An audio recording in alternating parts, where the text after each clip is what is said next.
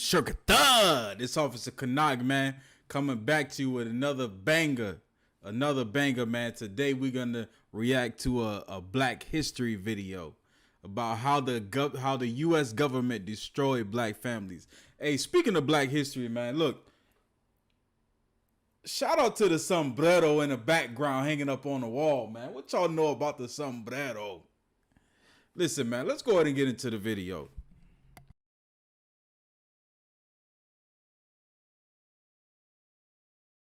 Fathers have left home in order for their children to get meat and bread. There are so many dehumanizing elements in the welfare system that we are concerned about removing. Ultimately, we are concerned about a guaranteed annual income. And the other thing I think it is very necessary to say is that everybody's on welfare in this country. And when it comes to black people and poor people, we just call it something else. When it's for white people and rich, we call it subsidies. Whoa. Yo, that's one of the realest things I've ever heard Dr. King say. Fatherless households are more common in the Black community. A survey from the American Consensus Institution revealed that 67% of Black children under 18 in the US live in homes without fathers. This is a stark contrast to white children, as only 24% of them live in fatherless homes. But it wasn't always like that. The Black families survived generations of open racism, widespread poverty, and slavery. They lived through segregation and violence, and strong family bonds used to be the norm. As of 1960, 2/3 of all Black American children were living with both parents. That declined over the years until only 1/3 were living with both parents in 1995. So it's not the legacy of slavery that destroys the African American family. It's the legacy of the welfare state. Between 1890 and 1950, the marriage rate was much higher among Black women than white women. A fraction of Black children lived in homes without their fathers. But everything changed with the expansion of the welfare state. It divided the household and created a dependency on welfare. This kind of reminds me of what President Reagan said. I've always felt the 9 most terrifying words in the English language are, I'm from the government and I'm here to help. So, Yo, what happened? Crazy. What's the Hey, mechanism? we gotta lock Here's into the this one, detailed man. look. Hey, lock into this one, man. We gotta lock into this one. Pay close attention to every word, because this right here, I already know it's heavy. Let's go. At how the welfare state played a role in the dissolving of the family structure over the years. People say that the breakdown of traditional family units, family structures, is a byproduct of Black poverty, not just because there is no man to support the family financially, but also because women tend to earn less than men on average. Of course, the connection between the two is there, but it goes deeper than that. Welfare was a mean little business. It was designed to get people by in a pinch. Public assistance programs, like welfare entitlements, have been a part of American culture since the 1940s. Unfortunately, like in many other aspects of government institutions, Black Americans were left out. In time, Black people could also get— Wow, so when they first started giving welfare, we didn't even get it. Black people didn't even get welfare when they first started giving welfare, food stamps and government cheese and all that. Financial support, but it wasn't easy. Mothers who applied for checks had to let social workers inspect their homes to see if their conditions were suitable for welfare. These workers also had to make sure no man was living in the house. But even if they qualified for support, the amount they received was meager and not enough to build a stable life. In the early 1960s, welfare was not yet common, even in the most impoverished Black communities. In the decade that followed, the number of Black people on welfare went up by 169%. They further increased by 30% from 1970 to 1975. In 1972, New York City, almost 1 out of every 6 residents was on welfare. A major portion of these households were Black. Although Black people were only around 1/10 of all Americans, they made up almost 50% of all welfare recipients by the late 70s. A recent UNICEF report showed that many children under 18 in America struggle financially, and African American children are nearly 4 times more likely to be in poverty than white children. Though the number of families receiving cash assistance has decreased since 1996, child poverty rates for Black children in the US remain high. This outcome is not by accident. I studied the evolution of social welfare policies in the US from the New Deal to the 1996 reforms, and found that these policies have been discriminatory from the start. And a lot of people can confess to that. This led many Black families to fall into cultural and economic ruin. In a short period, healthy Black people started relying on government assistance to achieve some level of normalcy. But within the city slums, that normalcy was impossible to get. Black children barely knew their fathers, and most were raised by unemployed and unmarried mothers stuck in a cycle of poverty and modest paychecks. This marked a significant shift in Black American history. The consequences were severe for the next generation. Let's start with the... Damn, did you see that young sister, man? God. That's the day. We are I'm 31. I'm the baby in that she's holding in the picture. Social Security Act of 1935. It was introduced during Franklin Roosevelt's administration. It was designed to create the safety net in the country, safeguarding families from losing their income. It was viewed as a significant part of New Deal reform and paved the way for federal protections in the future, such as the Affordable Care Act and Medicare. This policy had two main parts. The first part had social insurance programs that provided financial support to dependents of deceased or incapacitated workers and Social Security for retired older Americans. The second part comprised means-tested public assistance programs, initially known as Aid to Dependent Children and later renamed Aid to Families with Dependent Children. In 1962, under the Kennedy administration, ideally, it was believed that as the overall quality of life in the country improved, more families could support themselves without needing financial assistance from the ADC program. Eventually, the ADC program would become unnecessary and gradually phase out on its own. But this posed a major problem for Black Americans. Like any other component of the New Deal, the origins of the Social Security Act were deeply rooted in racism. During the 1930s and 1940s, Black people had to deal with widespread racial discrimination in the workplace. They held low-paying jobs, often paid in cash and off the books. This made them ineligible for social insurance programs. The ADC program was an extension of state-run programs that supported widowed mothers, but mostly benefited white widows. The states decided eligibility and need, and since the separate but equal doctrine was in place, Blacks were still excluded from fully participating. Jim Crow laws and the separate but equal doctrine led to a system with different services for whites and Blacks. But as we all know by now, they were far from equal. States made efforts to cut down ADC enrollment and costs. They proposed residency requirements to prevent Blacks from the South from qualifying for the program. In 1935, there was a hearing on a bill, and the NAACP... I'm telling you, man, you gotta listen close to this one. This is crazy, man. Well, they actually had separate programs, even though it was welfare. They had separate programs for whites and for Blacks. And then within the Blacks programs, they had different types of rules and things set up to where it would, it would specifically target us to keep us from even qualifying for the program that was set up for us to get. ISUPK, an organization that fights for civil rights, expressed their concerns. Southern politicians wanted to exclude agricultural and domestic workers from the bill. This meant that many Black workers couldn't get the support they needed. This exclusion would particularly affect Black sharecroppers and cash tenants, who were already struggling to make ends meet.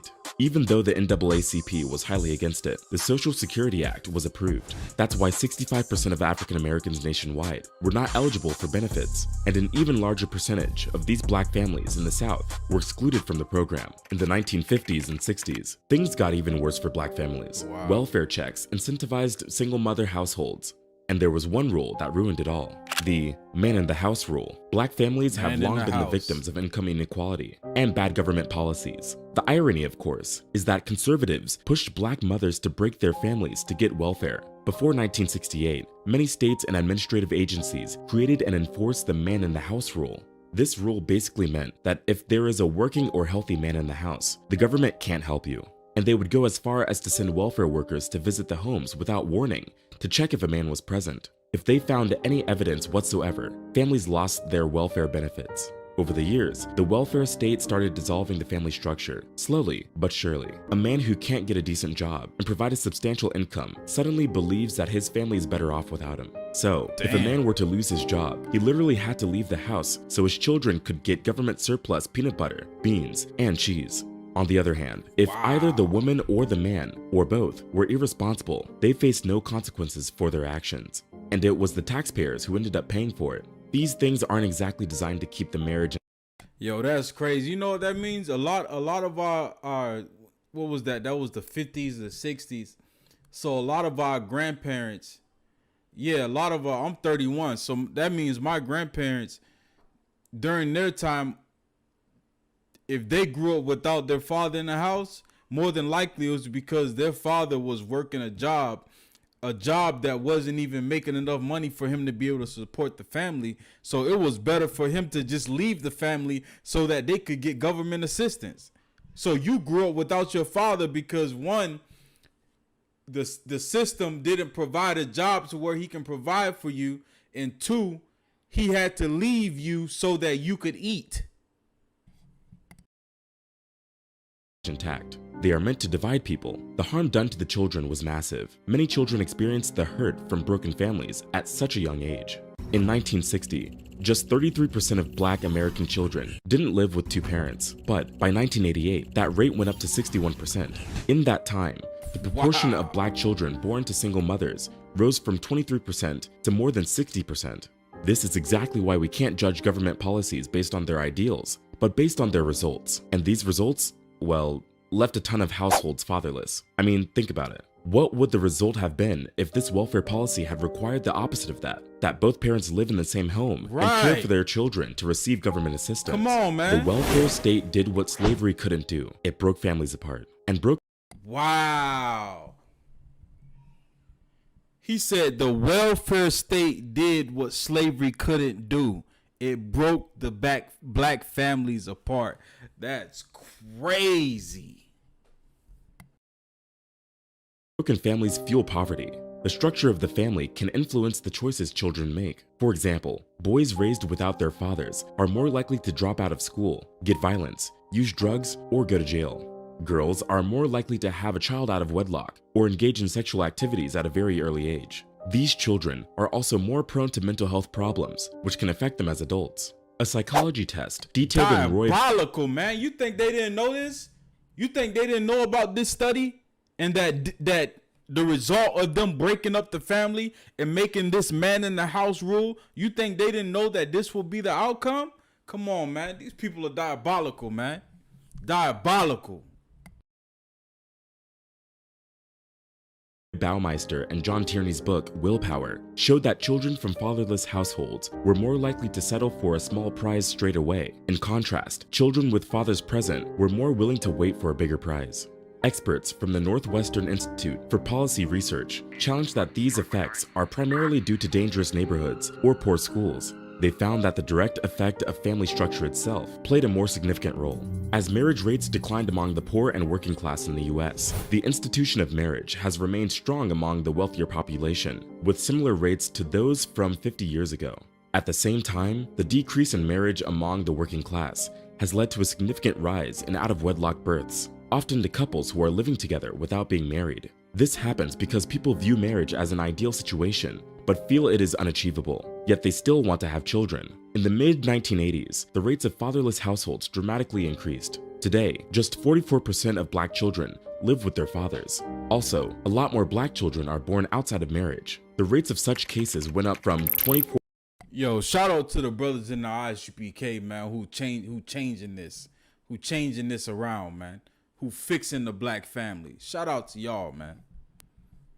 And any other brother that's out there that's staying together with their family and with their kids, that's not allowing the welfare state to destroy their children. 4.5% in 1964 to 70.7% by 1994, which remains at a similar level today. Many people blame the expansion of welfare programs for the breakdown of Black families. Since 1935, people have had access to cash welfare, but this welfare was quite modest and not enough to cover any of the living expenses.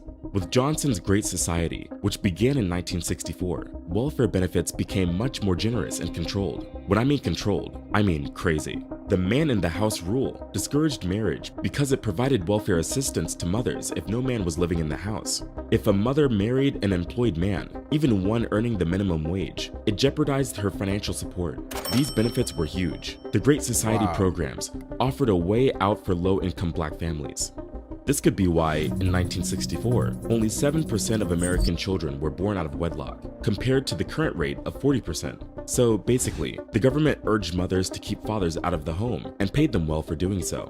Shifts in the labor market and deindustrialization greatly impacted job opportunities, especially for low-skilled workers. It hurt both whites and black people, but black communities were the most affected. Here's an example. Imagine a city like Detroit, where the manufacturing industry was the top employer, and many black men held manufacturing jobs. Here, in the 1970s, 56% of black men were in the manufacturing industry, but by 2000, it dropped to 26%. Over the years, technological advancements and economic shifts created a demand for skilled workers in other sectors, like healthcare or technology. These new jobs required a higher level of education and specialized skills. The problem was the lower level of education among black men on average. As jobs increasingly required education beyond high school, black men faced many challenges. This made it harder for them to adapt to the changing job market and find new employment in other industries. White men were better equipped to handle the changing job market. They had higher education and a greater chance of securing well-paid jobs in emerging industries. Then there was the 90s gear change. In the late 1990s, efforts to reform the AFDC program took on more subtle forms of racism. Critics claim that— Listen, man, we watching this video. You think they don't know this, man? They sitting down in the Oval Office in these White House rooms and offices, and you think they don't have top scholars and people that study this stuff that tell them about this, man? Come on, man. This is insane, man. These people are diabolical. That the program encouraged out-of-wedlock births, irresponsible fatherhood, and dependency across generations. During this time, there was a lot of public concern about the cost of welfare programs. Some people believed that the programs contributed to rising taxes and national debt. It tapped into public fears and created a seriously negative perception of people who received welfare. There were a lot of misconceptions and stereotypes about those who lived in poverty. So, the reform bill that was eventually passed replaced the AFDC with TANF, temporary assistance to needy families. The new bill imposed stricter work requirements, expecting single mothers to find work within 2 years of receiving benefits. There was also a 5-year limit on receiving benefits. To promote traditional family values, teenage mothers didn't receive benefits. But that was not all. If a father were to fall behind on child support payments, they could face threats of imprisonment. The bill restricted the use of federally funded TANF for certain groups of immigrants. There were also eligibility limitations. Listen, man, the scriptures say this: no man can enter into a strong man's house except he first bind the strong man. And this welfare system, this welfare state, listen, man, that's exactly what they designed this to do. They designed this to bind the strong man so that they can enter and destroy his house. Straight up. On Medicaid, food stamps, and supplementary Social Security income, SSI. These measures were just too harsh. They made it difficult for families in need to get proper financial support. Instead of addressing the root of poverty and creating new employment opportunities, it just punished those who already struggled financially. Well, today, modern problems require new solutions. According to Forbes, the economic status of Black Americans is still far behind compared to white people in terms of stock ownership, net worth, income, home ownership, and other metrics. In the United States, Black workers earn about 30% less than white workers. Almost 50% of Black workers are working in retail, food services, healthcare, and accommodation, and a huge chunk of these workers are doing lower paying services. Imagine getting paid more than 40% less than white men for doing the exact same job. If you are a Black woman in the US, this is more likely to happen. In 2020, Black women earned around 58% of what white men earned on average. Similar to Latinas and Native women, Black women face a much more significant pay gap compared to all women. This is because they face both racism and sexism in the workplace. Today, the Social Security program is a backbone for many Black families. It protects them through disability, retirement, or death. The program is crucial because African Americans often lack financial resources and have higher disability rates. The program is meant to help those who earn low income get benefits. Those who heavily rely on Social Security are older Black people with lower lifetime earnings and fewer pension benefits. For example, in 2017, 35% of married and 58% of unmarried older Black people received 90% or more of their income from Social Security. Despite its importance, Black Americans still benefit less overall from the program because of the ongoing pay disparities and shorter life expectancies. These factors result in lower lifetime earnings and, in turn, reduce the total benefits received from Social Security. In 2005, President George W. Bush wanted to make some changes and planned to privatize the program. But the NAACP responded with a nationwide campaign called SOS, Save Our Social Security, and partnered with the Congressional Black to keep the program safe. It worked. Social Security is still an important support system for countless families.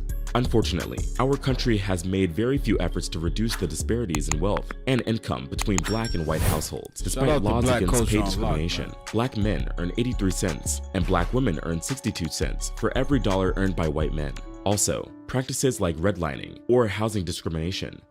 Redlining. I'm gonna have to do a video on that. I'm gonna have to do a video on that redlining, because that redlining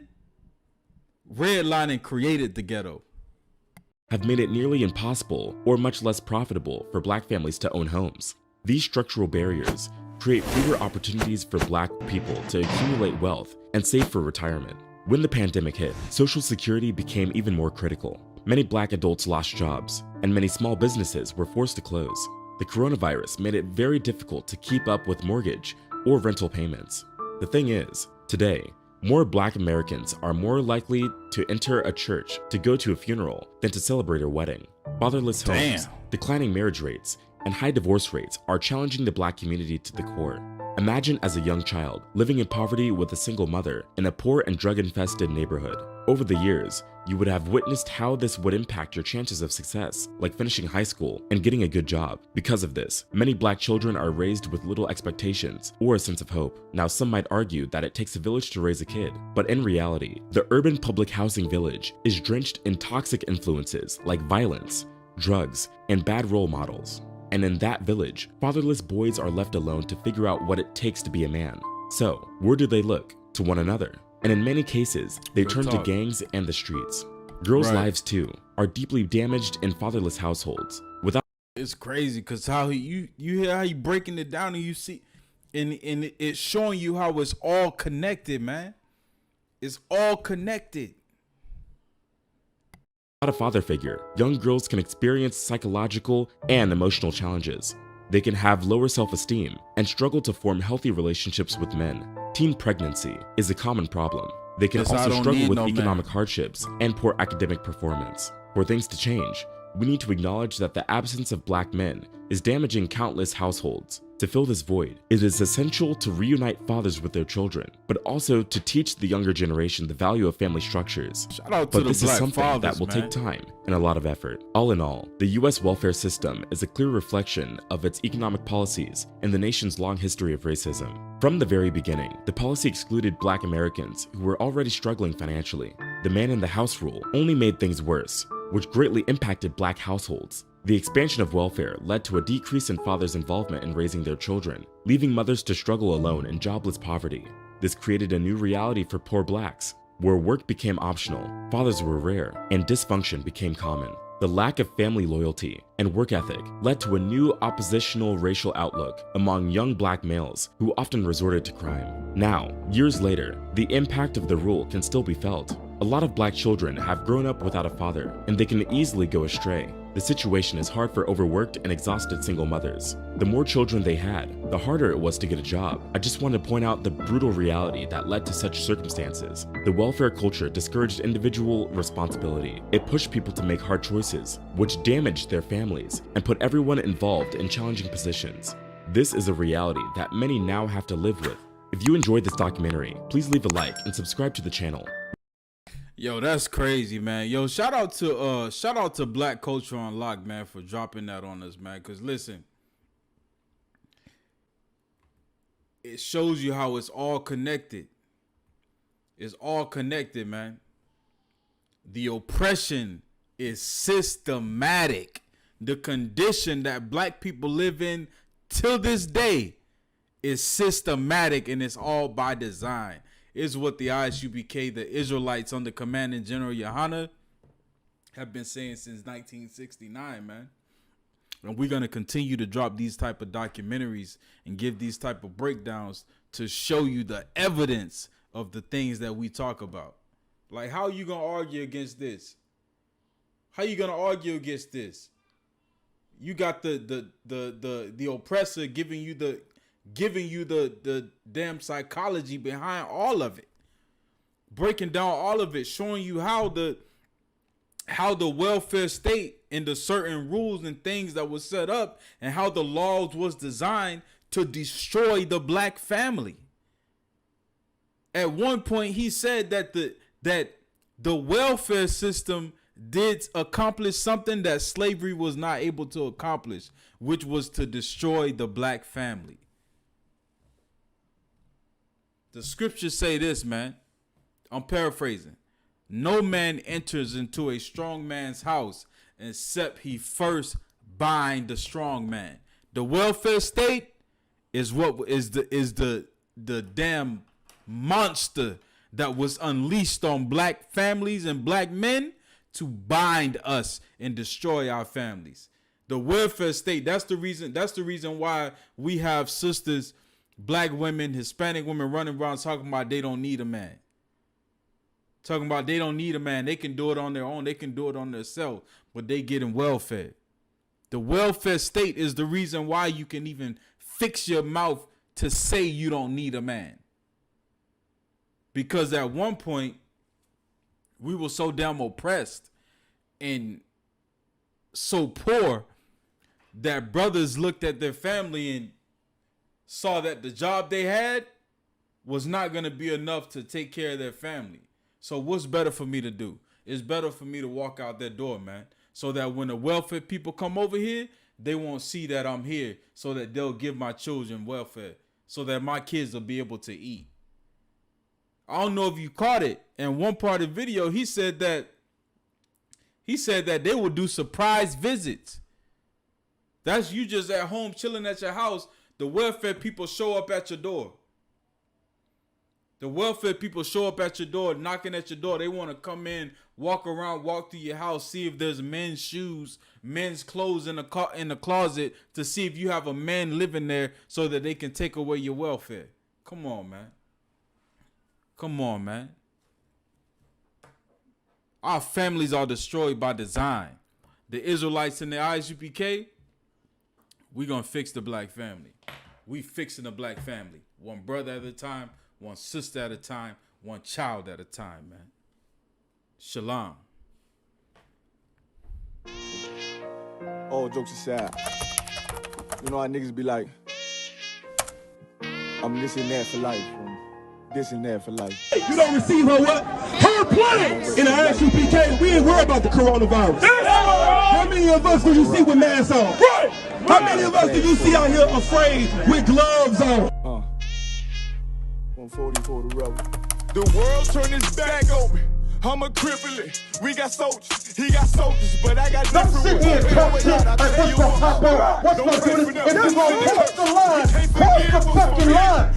Otherwise, get the fuck out of here. Run. That's it. Run. Please, forgive me for the time that I did. If rank is given, have your respect to your prince. Nosotros somos una nación. Nosotros somos la misma gente. Nosotros. El mundo sepa que nuestros hermanos negros y hermanos moranos ya no estarán separados, pero se unirán para hacer grandes cosas por todas las 12 tribus peredas de Israel. Kwam Yasha'al.